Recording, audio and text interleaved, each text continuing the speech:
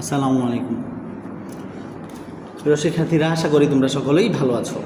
আজকে আমরা পদার্থবিজ্ঞানের অষ্টম অধ্যায় সম্পর্কিত পড়াশোনা করব, আলোর প্রতিফলন। এক্ষেত্রে আমরা অবতল দর্পণের বিভিন্ন অংশে লক্ষ্যবস্তু রাখলে প্রতিবিম্বের অবস্থান কোথায় হবে, প্রতিবিম্বের আকার কেমন হবে, প্রতিবিম্বের প্রকৃতি কেমন হবে সেই সম্পর্কে জানব। চলো প্রথমেই অবতল দর্পণ সম্পর্কে জেনে নিই। অবতল দর্পণ নর্মালি চেনার উপায় হচ্ছে, অবতল হচ্ছে একটা গোলকের অংশবিশেষ। এটা একটা গোলকের অংশ, আর এর বাহিরের দিক দিয়ে যদি এরকম থাকে তখন আমরা বুঝবো সেটা কি দর্পণ, অবতল দর্পণ। আর যদি ভিতরের দিক দিয়ে থাকে এরকম, তাহলে বুঝবো সেটা উত্তল দর্পণ। ঠিক এরকমভাবে আমরা যদি এই গোলকের আরেকটা অংশ কল্পনা করি, তাহলে তার বাহিরের দিক দিয়ে এরকম আছে, মানে সেটা কি দর্পণ, অবতল দর্পণ। তার পরবর্তীতে চলো আমরা অবতল দর্পণের কোন জায়গার মধ্যে হচ্ছে বাস্তব, সোজা, অবাস্তব, উল্টো এইগুলা হয় সেগুলো আমরা জানব। এক্ষেত্রে দেখো তোমরা, এটা একটা অবতল দর্পণ, আর অবতল দর্পণের এটা হচ্ছে সামনের দিক, আর এইগুলো হচ্ছে পিছনের দিক। হ্যাঁ, আর সামনের দিকে যদি থাকে প্রতিবিম্বের অবস্থান, ইমেজের অবস্থান, তাহলে সেটা হচ্ছে বাস্তব। আর যদি পিছনের দিকে থাকে প্রতিবিম্বের অবস্থান, তাহলে সেগুলো হবে অবাস্তব। আর এটা হচ্ছে অবতল দর্পণের প্রধান অক্ষ। এটা হচ্ছে অবতল দর্পণের প্রধান অক্ষ। প্রধান অক্ষের উপরে এই দিকে যদি কোনো ইমেজের অবস্থান থাকে বা প্রতিবিম্বের অবস্থান থাকে, যেরকম এইখানে যদি হয়, তাহলে সেটাকে আমরা বলতে পারি সামনের দিকে হয়েছে, তার মানে সেটা বাস্তব। আর উপরের দিকে হয়েছে মানে কি সোজা। আর যদি পিছনের দিকে হইতো তখন সেটাকে কি বলতাম, বাস্তব। তো অবশ্যই যেহেতু সামনের দিকে হয়েছে, কিন্তু এই যে প্রধান অক্ষটা আছে তার নিচের দিকে হয়েছে, মানে সেটা হচ্ছে কি বাস্তব, উল্টো। ঠিক এরকমভাবে যদি প্রতিবিম্ব বা ইমেজটা এই দিকে হয়, তখন যেহেতু ইমেজটা বা প্রতিবিম্ব তৈরি হয়েছে কোথায়, দর্পণের পিছনের দিকে, সেজন্যে সেটাকে বলবো কি অবাস্তব। আর পিছনের দিকে যদি সামনের দিকে থাকে, তাহলে সেটা হচ্ছে কি সোজা। আর যদি এই দিকে গঠন হয়ে থাকে, তাহলে হচ্ছে কি অবাস্তব, আর কি উল্টো। আমরা সাধারণত নবম শ্রেণীর পাঠ্য বইয়ের মধ্যে অবাস্তব উল্টো ঘটার সম্ভাবনা খুব কম, এখানে নেই আলোচনাটা করা। তোমাদের এখানে পাঠ্য বইয়ে শুধুমাত্র কি বাস্তব ও সোজা এটা আছে, অবাস্তব সোজা নেই। সুতরাং এটা নিয়ে ভাবার কোনো প্রয়োজন নেই। আর এদিকে তোমার কি বাস্তব সোজা নিয়ে ভাবার প্রয়োজন নেই, কারণ এটা তোমাদের নবম শ্রেণীর ফিজিক্স বই আলোচনা করা হয়নি। অবতল দর্পণের ক্ষেত্রে সব হয়েছে কি এই পাশে হইলে বাস্তব উল্টো হয়, আর ওই পাশে কি অবাস্তব সোজা হয়। এই দুইটা আলোচনা তোমার বইয়ের মধ্যে করা আছে, বা এই দুইটা আলোচনা শুনলেই তুমি এই অধ্যায় সম্পর্কে তোমার কি ধারণা হয়ে যাবে। চলো তাহলে আমরা পরের পাঠে চলে যাই।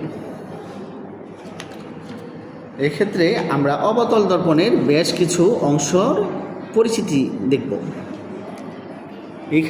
আমাদের এখানে এটা অবতল দর্পণের পি হচ্ছে দর্পণের মেরু, এফ হচ্ছে প্রধান ফোকাস, আর পি থেকে সি পর্যন্ত দূরত্ব হচ্ছে বক্রতার, সি হচ্ছে বক্রতার কেন্দ্র, আর পি থেকে সি পর্যন্ত হচ্ছে বক্রতার ব্যাসার্ধ। তাহলে আমরা আবার দেখে নিই, পি হচ্ছে দর্পণের মেরু, এফ হচ্ছে প্রধান ফোকাস, সি হচ্ছে বক্রতার কেন্দ্র। এই জিনিসটা অবশ্যই এই অধ্যায় করতে গেলে তোমার কি লাগবে, জানা লাগবে। চলো তাহলে আমরা তার পরবর্তী স্টেপে চলে যাই। আমরা এটা আমাদের চিত্র আঁকার সুবিধার্থে এটা অবশ্যই আমাদের মনে রাখতে হবে, যেটা জানলে তুমি চিত্র সম্পর্কে কি সহজেই জেনে যাবে, বুঝে যাবে। আমি এখানে একটা অবতল দর্পণ এঁকেছি। অবতল দর্পণ এটা পি, তুমি জানো মেরু, এটা হচ্ছে প্রধান ফোকাস এফ, এটা হচ্ছে বক্রতার কেন্দ্র সি। আচ্ছা, এখন আমরা যদি এটা নাম্বারিং করি আর কি, তাহলে এক্ষেত্রে হচ্ছে কি বাহিরে এক অবস্থানে এটা আমরা অসীম বলতে পারি। মানে লক্ষ্যবস্তু কোথায় আছে, এইখানে এইখানে এইখানে এইখানে এইখানে, কোন জায়গায় থাকবে সেটা আমরা নির্দিষ্ট নয়, সেটা আমরা জানি না, সেক্ষেত্রে হবে অসীম। আর এটা হচ্ছে বক্রতার কেন্দ্র সি, সির কিছুটা সামনে, এই অবস্থানটা আমরা 2 ধরব, 2, এই অবস্থানটা আমরা কি 2 ধরব। তারপরে এখানে একদম সি, এখানে যদি লক্ষ্যবস্তু থাকে এই জায়গাতে সিতে, তাহলে আমরা সেটা ধরব কি 3। আর যদি সি আর এফ এর মাঝখানে থাকে, এর মাঝখানে এইখানে থাকতে পারে, এখানে থাকতে পারে, এখানে সি থেকে এফ এর মধ্যে থাকলেই হলো, একদম মাঝ বরাবর যে তা নয়, এখান থেকে এই পর্যন্ত যদি কোনো লক্ষ্যবস্তু এর ভিতরে থাকে তাহলে সেটাকে আমরা ধরবো 4 নাম্বার অবস্থানে আছে লক্ষ্যবস্তু। তারপরে যদি কোনো লক্ষ্যবস্তু একদম কোথায় থাকে, এফ থাকে, এফ বিন্দুতে থাকে, মানে প্রধান ফোকাসে থাকে, তাহলে আমরা সেটাকে 5 অবস্থান ধরবো। লক্ষ্যবস্তু কোথায় আছে, 5 আছে, 5 অবস্থানে আছে, সেটা আমরা ধরবো। তারপরে আমরা এক্ষেত্রে কি এফ থেকে পি পর্যন্ত, এফ থেকে পি পর্যন্ত যে কোনো একটা অবস্থান, মানে এর ভিতরে থাকলেই হলো, তাহলে লক্ষ্যবস্তুটাকে আমরা এখানে কি 6 অবস্থানে ধরবো, যে এখানে যে কোনো জায়গায় থাকলে এর ভিতরে, সেটাকে আমরা কি 6 নাম্বার অবস্থানে লক্ষ্যবস্তু আছে সেটাকে আমরা কি সেটা ধরবো।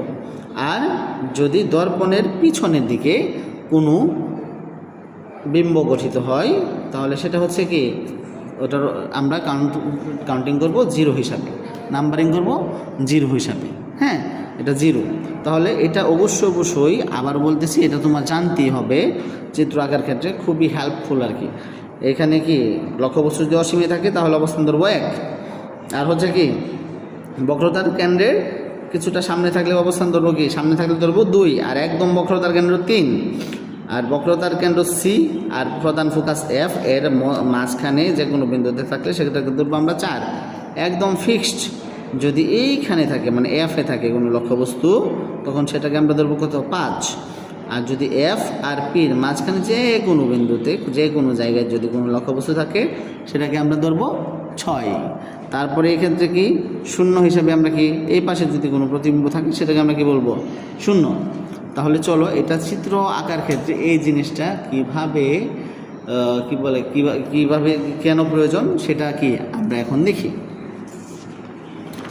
আমরা যদি এক্ষেত্রে তোমাদের বোঝার সুবিধার্থে আমি আবারও কি এখানে এঁকে নিয়েছি, হ্যাঁ। তো এক্ষেত্রে খেয়াল করো, লক্ষ্যবস্তুর অবস্থান আর প্রতিবিম্বের অবস্থান, এই দুটার অবস্থানের যোগফল সর্বদা কত হবে, 6 হবে। এটা তুমি অবশ্যই কি মনে রাখবা, কার অবস্থান, লক্ষ্যবস্তুর অবস্থান আর প্রতিবিম্বের অবস্থান, এই দুইটার যোগফল সর্বদা কী হবে, 6 হবে। ধরো আমি যদি এইটাকে কোনো লক্ষ্যবস্তু ধরি, এটাকে যদি লক্ষ্যবস্তু ধরি, লক্ষ্যবস্তু আছে ধরো 1-এ, তাহলে প্রতিবিম্ব কোথায় হবে বলো, লক্ষ্যবস্তু কোথায় আছে, 1-এ আছে, তাহলে প্রতিবিম্ব হবে কত, অসীমে থাকলে প্রতিবিম্ব হবে 5 অবস্থানে। 5 কোথায়, এই যে 5, এই 5 অবস্থানে হবে, এইখানে হবে, নিচের দিকে হবে, হ্যাঁ মানে কি উল্টো দিকে হবে, তাহলে এই যে এখানে হবে প্রতিবিম্ব, তাহলে কত হলো, দুইটা যোগফল কত হলো 6। ঠিক এরকমভাবে যদি লক্ষ্যবস্তুটা আমরা যদি 2 অবস্থানে রাখি, 2 লক্ষ্যবস্তু 2 অবস্থানে রাখলে তাহলে কি লক্ষ্যবস্তু 2 আছে, তাহলে প্রতিবিম্বের অবস্থান কত হতে হবে বলো, 6 হতে হলে কত প্রয়োজন বলো, হ্যাঁ 6 হতে হলে প্রয়োজন 4। তার মানে 4 কোথায় বলো, সি, এই যে এই এখানে কি সি আর কি এফ আর কি মধ্যবর্তী স্থান হচ্ছে কি বলো 4, তাই না। তাহলে কি এই যে লক্ষ্যবস্তুটা এর ঠিক উল্টো দিকে এর মধ্যবর্তী কোনো স্থানের কি লক্ষ্যবস্তুটা কি থাকবে, ঠিক আছে।